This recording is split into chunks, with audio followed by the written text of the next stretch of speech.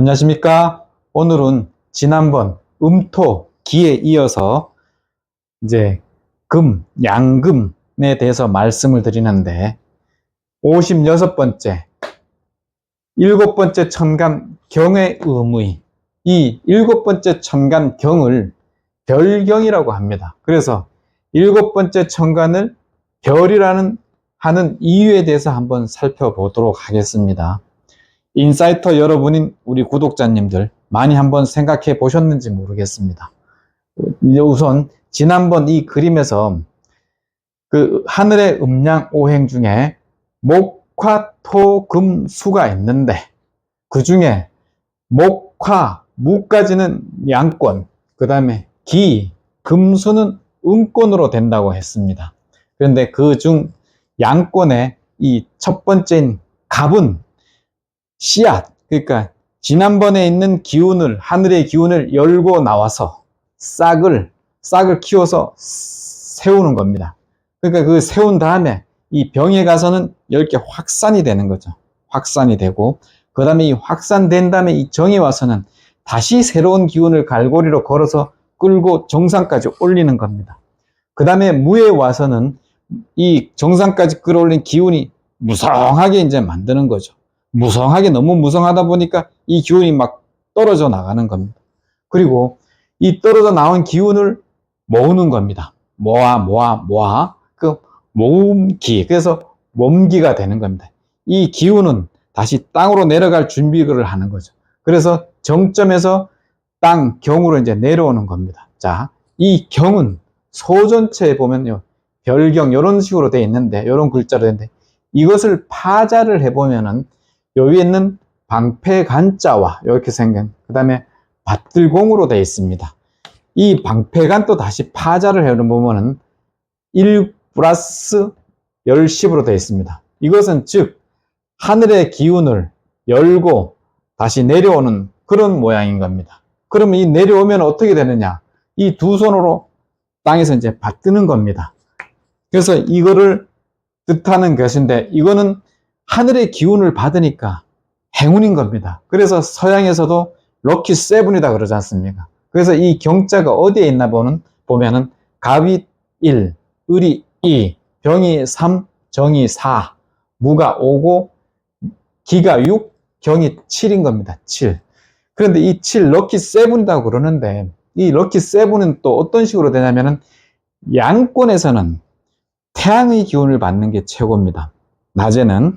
그런데 이 음권에서는 우리가 상식적으로 달의 기운이다 생각하죠. 그런데 그 달의 기운보다 더 천지신명의 기운은 별의 기운인 겁니다. 그래서 우리 동양에서는 북두칠성, 또 서양에서는 북극성을 최고로 쳤죠.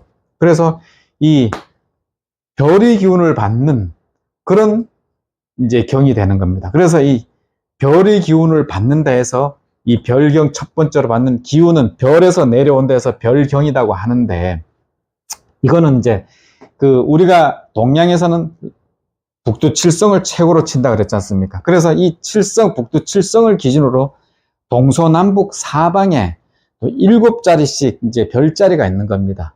그래서 동쪽에 7자리, 뭐 남쪽에 7자리, 서쪽에 7자리, 북쪽에 7자리 해서 동양 하늘은 28수다 그럽니다.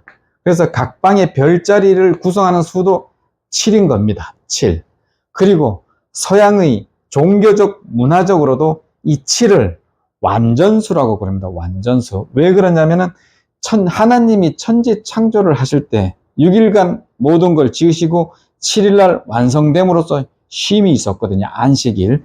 그래서 보면은 7은 3 더하기 4가 7이 되는 겁니다. 그리고 이 3은 하늘의 수다 그러고 이 4는 땅의 수인 겁니다. 이 하늘의 수는 3은 성부, 성자, 성령을 뜻하는 거고, 이 4는 동서남북, 땅의 사방을 말하는 겁니다.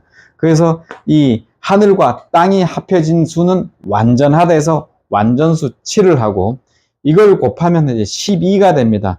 요거는 또 좀 잠시 후에 말씀을 드리겠습니다.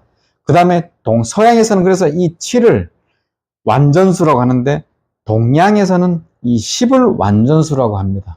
동양에서는 왜 이 10을 완전수라고 하냐면은 제 생각에는 동양에서는 우리 인간이 다시 들어갑니다. 이 인간은 어떤 식으로 되냐면은 음양이 합해져서 새로운 사람이 되거든요. 맹3이거든요. 양 플러스 음이 합혀져서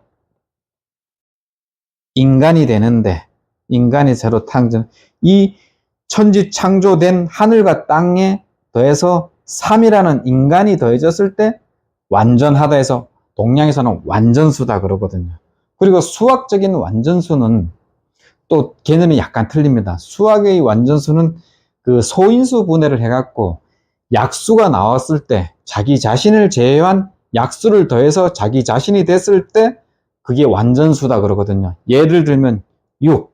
이거를 소인수 분해하면 1, 2, 3, 6이 되는데 이 자기 자신을 제외한 수를 빼고 더했을 때 다시 6이 돼서 자기 자신이 되면 그걸 완전수라 그러거든요. 그래서 수학에는 6도 있고 28도 있고 496도 있고 이렇게 쭉쭉쭉쭉 나갈 수가 있습니다. 이건 수학에서의 완전수고 동양에서는 이 10, 새로운 세상이 열리는 또 10이 완전수고 서양에서는 이 7이 완전수라고 그럽니다.